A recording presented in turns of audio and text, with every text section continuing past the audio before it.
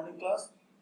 पिछले लेक्चर में हम लोग बात कर रहे थे कि जो आपका ये रिजल्टेंट फोर्स है R डैश है, इसको दो पार्ट में आप ब्रेक कर ले रहे हैं। एक कटिंग फोर्स के,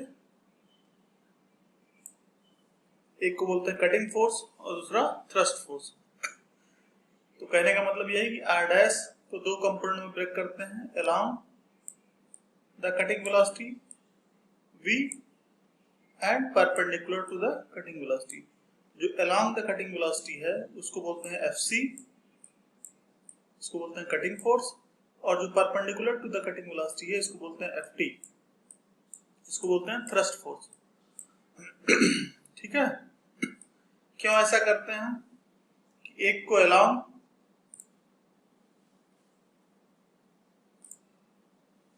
द कटिंग फोर्स और दूसरे को perpendicular to the cutting force इसलिए ऐसा करते हैं क्योंकि रेक सरफेस और शियर प्लेन के अलोंग अगर हम फोर्सेस, अगर रिजल्टेंट फोर्स को ब्रेक करें तो ये डायरेक्शंस जो है स्टैंडर्ड इनवेरिएंट नहीं है, स्टैंडर्ड इनवेरिएंट डायरेक्शन नहीं है। तो हमें क्या चाहिए कि एक स्टैंडर्ड डायरेक्शन में रिजल्टेंट फोर्स को ब्रेक करना, क्योंकि वह ज्यादा सुटेबल है। इसलिए हम क्या करते हैं कि directions along and perpendicular to the cutting motion में हम रिजल्टेंट फोर्स R डैश को ब्रेक करते हैं।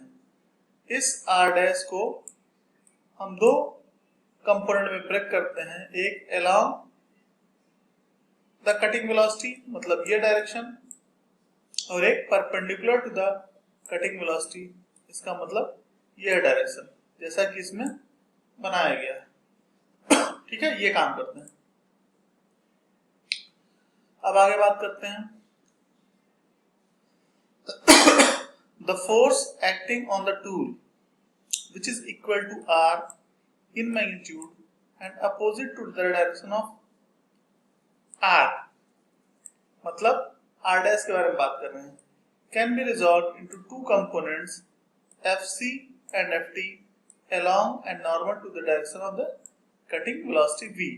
ठीक है, जैसा कि कहा गया कि भाई कटिंग वेलोसिटी V के डायरेक्शन में FC को ब्रेक करते हैं और FT को कटिंग वेलोसिटी के परपेंडिकुलर डायरेक्शन में। ऐसा इसलिए करते हैं ताकि एक स्टैंडर्ड इनवेरिएंट डायरेक्शन में हम उसको ब्रेक कर सकें। ठीक है,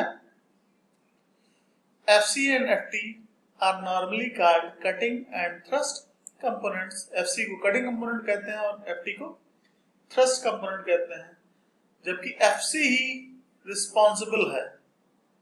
FC is the component responsible for energy consumption। Energy consumption के लिए FC रिस्पॉन्सिबल है। क्यों? क्योंकि वह कटिंग मोशन के डायरेक्शन में है। इसीलिए जब हम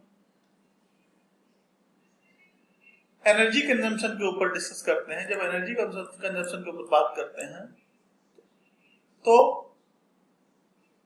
जब पावर कंजम्पशन के ऊपर डिस्कस होता है तो W equal to FC into V करते हैं। क्यों? क्योंकि कटिंग वेलोसिटी के डायरेक्शन में आपका जो कटिंग फोर्स है FC एक्ट कर रहा है। इसीलिए power consumption during machining is given by W equal to FC into V। ठीक है, तो कटिंग वेलोसिटी के डायरेक्शन में जो फोर्स एक्ट कर रहा है, और कौन सा फोर्स एक्ट कर रहा है कटिंग वेलोसिटी के डायरेक्शन में? FC एक्ट कर रहा है। FC is the component responsible for energy consumption since it is along the direction of the cutting motion. ठीक है, the relationship among the different components and the resultant cutting force can be best understood with the help of a diagram। The help of a diagram first proposed by Merchant and commonly known as Merchant circular diagram। तो इसलिए इसको क्या बोला जा रहा है? Merchant circle diagram बोला जा रहा है। क्यों? क्योंकि यह मशीनिंग के दौरान डिफरेंट फोर्सेस के बीच में इंटर रिलेशनशिप फाइंड आउट करने में मदद करता है। ठीक है,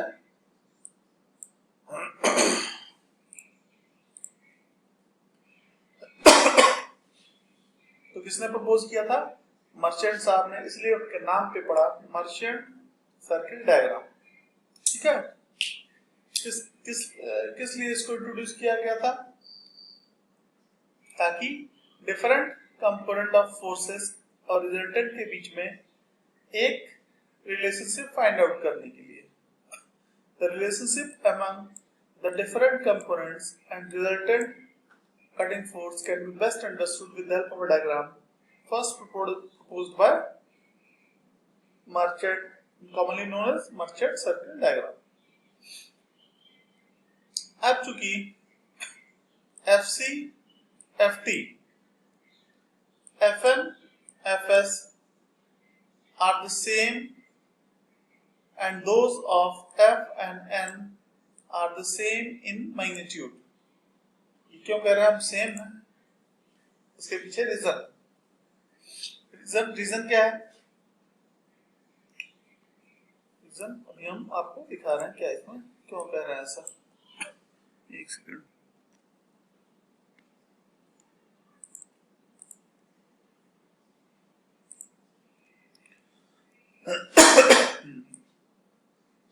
ठीक है। तो अब इस R डैश का हमने कहा दो कंपोनेंट होगा, एक along the shear plane FS और एक normal to the shear plane FN। R dash को दो कंपोनेंट में आप ब्रेक कर सकते हैं, along the shear plane FS और normal to the shear plane FN। फिर हमने कहा था कि R डैश को फिर दो कंपोनेंट में आप ब्रेक कर सकते हैं, कौन सा? along the cutting velocity, इसको बोलेंगे FC, और perpendicular to the cutting velocity, इसको बोलेंगे हम लोग FT। तो मतलब R डैश के दो कंपोनेंट या तो FN FS में हम ब्रेक कर दें या तो FT और FC में ब्रेक कर दें, ऐसा कर सकते हैं ना। इसीलिए इसमें कहा गया कि since the resultant FC and FT and FN and FS are same क्यों कहा गया? क्योंकि एक ही रिजल्टेंट से हम चाहे FN FS में ब्रेक कर दें चाहे FC और FT में ब्रेक कर दें उसी रिजल्टेंट से। ठीक है, तो कहने का मतलब यह है कि जब रिजल्टेंट का इस्तेमाल करेंगे तो हम या तो FN और FS में ब्रेक कर दें तो भी बात वही है, और चाहे इसी रिजल्टेंट R डैश को हम FC और FT में ब्रेक कर दें। ठीक है, इसलिए वो कह रहा है सेम। ठीक है, नेक्स्ट कहा गया कि and those of F and N are the same in magnitude, मतलब और वह F और N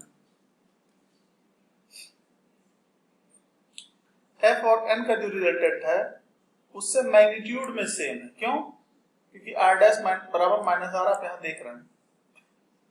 कहने का मतलब यह है कि R डैश माइनस R के बराबर है, मतलब R डैश का जो मैग्नीट्यूड होगा वो N और F के रिजल्टेंट के मैग्नीट्यूड के बराबर होगा। ये बात अलग है कि डायरेक्शन बस अलग होगा। ठीक है, तो इसलिए N और F का जो रिजल्टेंट R है, या हम ऐसे कर सकते हैं R के दो कंपोनेंट हैं, एक F और एक N, तो R का मैग्नीट्यूड इस R डैश के मैग्नीट्यूड के बराबर होगा, लेकिन डायरेक्शन बस उल्टा होगा, पलटा रहेगा। ठीक है, इसीलिए इसमें कहा गया this is the resultant of FC FT जो कि R डैश है एंड FN FS जो कि R डैश है are the same and those of F and N जो कि R है are the same in magnitude, मतलब उसका इन तीनों का मैग्नीट्यूड सेम होगा, जबकि इन दोनों का डायरेक्शन भी सेम होगा, बट F और N के बारे में अगर देखा है तो मैग्नीट्यूड में सेम होगा, डायरेक्शन उल्टा होगा। ठीक है, the tips of all this force vectors must lie on an imaginary circle. सभी फोर्सेस का टिप जो है एक इमेजिनरी सर्किल पर लाई करेगा, और वो सर्किल कौन सा?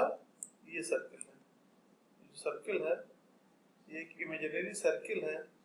इस सर्किल पर इन सभी फोर्सेस के टिप लाई करेंगे। ठीक है, ऐसा बोला जा रहा है। ठीक है, of diameter R, imaginary circle of diameter R. जो इमेजिनरी सर्किल है उसका डाया कितना है? आर है। मतलब ये चीज अगर कोई वेक्टर आप ड्रॉ करते, मान लीजिए कोई एक वेक्टर है, इसको आपने ड्रॉ किया, इसका मतलब क्या? इसका लेंथ जो होगा वो इसका मैग्नीट्यूड बताएगा, और इसका एरो जो होगा उसका डायरेक्शन बताएगा। ये तो होता है ना। तो इसी हिसाब से इसका लेंथ जो है ये क्या बता रहा है? इसका मैग्नीट्यूड बता रहा है आर का, रिजल्टेंट का। ठीक है, और वह क्या होगा? सर्किल का डाया होगा, और क्या होगा? सर्किल का डायमीटर होगा। ठीक है, तो इसमें कहा गया आर जो है उसका component F C F T और F N F S same magnitude का होगा और डायरेक्शन भी सेम होगा, लेकिन एफ और एन के रिजल्टेंट के मैग्नीट्यूड के बराबर होगा। And the tips of all these force vectors must lie in an imaginary circle of diameter R as shown in figure 4.13 B.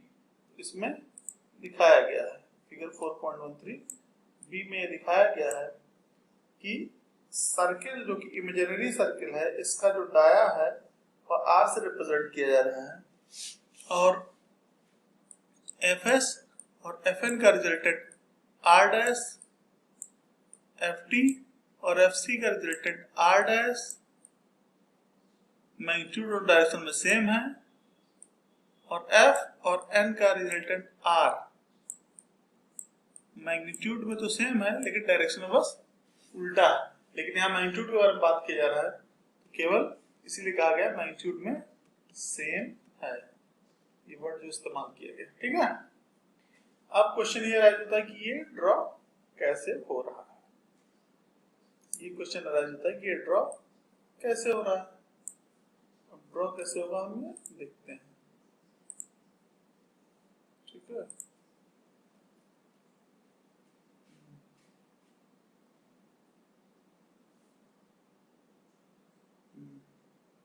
ठीक है, एक सेकंड।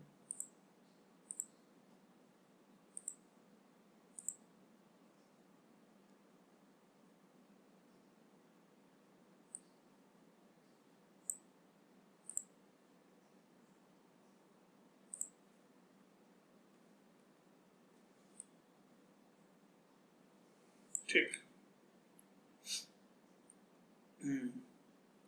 तो इसको ड्रॉ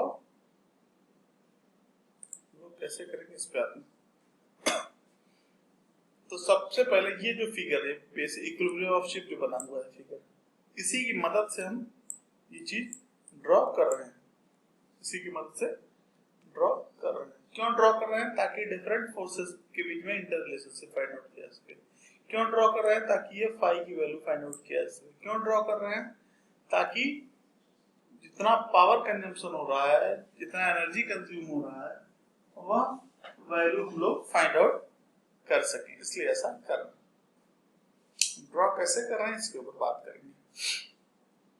बेसिकली जो ये फिगर है, यही फिगर आपका ये पार्ट देखना है, ये टूल यहाँ पे है तो ये टूल है, चिप यहाँ पे है तो ये चिप है, वर्कपीस यहाँ पे है तो ये वर्कपीस है। कटिंग वेलोसिटी इस डायरेक्शन में दिखाया गया है हॉरिजॉन्टल में, तो यहाँ भी कटिंग वेलोसिटी हॉरिजॉन्टल में दिखाया गया है। क्लियर? तो इसका मतलब ये कह सकते हैं कि इक्विलिब्रियम ऑफ चिप वाला जो फिगर है, ये इक्विलिब्रियम ऑफ चिप का जो फिगर है, यही यहाँ पे फिगर बना हुआ है। तो ये अंतर क्या है इन दोनों में? तो ये ऐसे क्यों बनाया गया?